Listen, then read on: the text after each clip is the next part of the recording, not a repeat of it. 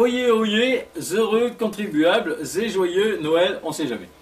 Je voudrais tout d'abord dire à Silvio Berlusconi qu'il aurait mieux fait d'écouter ma Schrasdik de la semaine dernière, attention le singe redescend de l'homme, qui prédisait un retour aux instincts primaires et dans la moralité était, je rappelle à Silvio, quand on se rapproche de la République bananière, on peut se prendre une noix de coco dans la gueule ou quelque chose dans ce genre. Ah ouais, un type qui a des couilles à la place du cerveau, ça peut énerver les gens. Et puis Silvio a tellement sucé de sang dans sa vie que certains macaques peuvent trouver logique qu'il en rende un peu. Bref, bon rétablissement. Bon, ceci étant préambulé, alors nous mettons sous presse Johnny Hallyday est toujours vivant. En tout cas, je l'espère. Aux dernières nouvelles, il avait l'air de l'être. Hein. Bon, il est pour le moment toujours plus proche du légume que de la viande, mais vivant. Et je tiens à vous présenter mes sincères condoléances si cette affirmation n'est plus d'actualité au moment où cette Schrasnik atteindra vos oreilles. Ça peut arriver.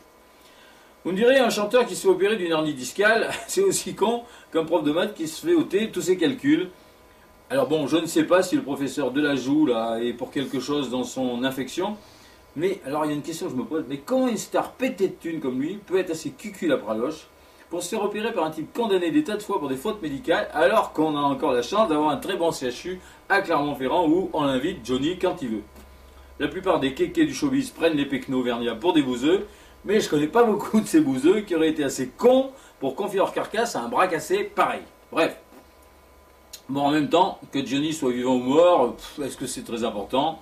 Après tout, on a bien réussi à se passer de Tino Rossi, de Lady Di, de Michael Jackson, Jean-Paul II et même de ces Jérôme. Hein. Bon, et puis quelle différence entre ces états provisoires de coma artificiel et le coma permanent dans lequel il se plonge quotidiennement avec des seaux de pinard, des hectolitres de whisky et des mètres cubes de coke qu'il se met dans les narines à l'aide de paille fabriquée, d'après ce que j'ai entendu dire, à partir de pipeline offert par l'émir du Koweït. J'ai entendu dire aussi que certains en avaient tellement marre d'avoir de ces nouvelles qu'ils ont éteint leur radio et leur télé depuis plusieurs jours. Alors pour cela, il est dans l'état du chat de Schrödinger, à la fois vivant et mort, tant qu'ils n'ont pas rallumé leur poste. Alors les férus de physique quantique apprécieront, les autres, démerdez-vous. Bon, en fait, la disparition de l'idole des jeunes défoncés serait, ou est, on ne sait pas hein, pour le moment, tout de même dramatique, car grâce à lui, des tas de fans peuvent vivre par procuration, et c'est tant mieux, car, bon, pardon si je l'ai déjà dit, mais j'insiste, il n'y a pas de caviar ni de foie gras pour tout le monde. Oui, vous qui vous moquez des riches, les gauchistes, là, c'est quand même grâce à des Johnny et des Michel Drucker, s'il reste encore 2 ou 3 esturgeons dans les océans, si toutes les oies du monde ne sont pas gavées jusqu'à la cirrhose avant Noël. Oui, qui sait qu'il a si bien le cerveau des prolos? Tellement bien qu'il se contente bêtement de pesticides et insecticides sculptés en forme de fruits et de légumes. Il se contente aussi de pâté pourri, de surimi merdique et de jambon polyphosphaté de chez ED et de chez Leader Price. Et ben c'est les stars qui font ça, bien sûr. Et avec la bénédiction de Jean-Pierre Coff et de tous les arnaqueurs qui se goinfrent sur leur dos en leur faisant croire qu'ils sont leurs porte-parole. Sans les stars, les gens voudraient vivre eux-mêmes et ce serait une catastrophe pour le réchauffement climatique.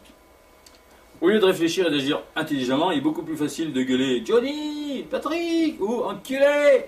Bon, j'ai rajouté enculé dans la liste parce que c'est les mêmes concons neuneux qui se foutent sur la gueule quand leur équipe de foot a perdu, ou gagné, ou annulé un match pour cause de grippa, ou quand leur femme leur a fait faire la vaisselle.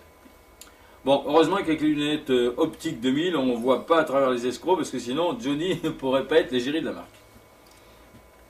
Ce qui est chouette, c'est que grâce aux émissions de télé à la mort moelle-neu, avec les voici, les galas, tout le bazar, qui se vendent par millions, le fan il peut baver jour après jour devant la différence de niveau de vie entre ses idoles et lui-même. Il peut suivre leur partie de cul poil après poil, ou trop après tout quand il s'agit de Tiger Woods, en dévorant des articles sur mesure et des photos truquées. Alors sur la photo on dit « Coco, n'oublie pas de gommer les poches sous les yeux de Johnny », on dirait que ses orbites sont squattées par 2 femelles kangourous qui font une descente d'organes. T'imagines le bordel. Heureusement qu'on gomme. Bon, à part ça, quoi de neuf? Eh ben rien, toujours les mêmes enfoirés en première page. La vieille baudruche Nadine Morano et ses relents de racisme. Non, je pense que Guy Carlier lui cire les pompes, j'ai honte. Bref, cette saucisse de Rachida Dati qui avoue qu'elle est à Strasbourg que pour ramasser ses indemnités.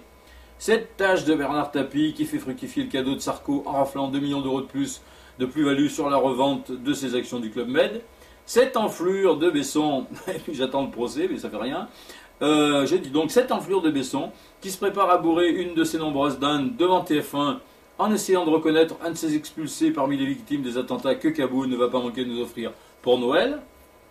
Bon bref, je pourrais vous parler de ces raclures de bidet pendant des heures, me demander qui va rembourser le fric perdu par les producteurs de Johnny et par ses dealers, mais en fait, je m'en tape. Lundi 7 décembre, il se trouve qu'on a enterré Gilles Bricot. C'était le fondateur de la Soupe aux Choux, un café-théâtre où sont passés tout un tas d'artistes superbes. Et ça n'a rien à voir avec la course au pognon. Non, Gilles, c'était juste un mec passionné qui organisait des spectacles au-dessus de son resto, entre deux cuissons d'entrecôte, pour le plaisir de faire des belles rencontres avec des gens qui avaient quelque chose à dire ou à chanter, pour faire passer de belles soirées à tout le monde. C'était pas à Los Angeles, c'était à Bourges. Il n'avait pas 66 ans, il en avait un peu moins. Et à la cérémonie, il y avait que des gens qu'il aimait et qui n'avaient aucune chance d'être vus à la télé, histoire de se faire éclabousser par un peu de sa gloire, vu qu'il n'y avait pas la télé, et c'est tant mieux. Voilà.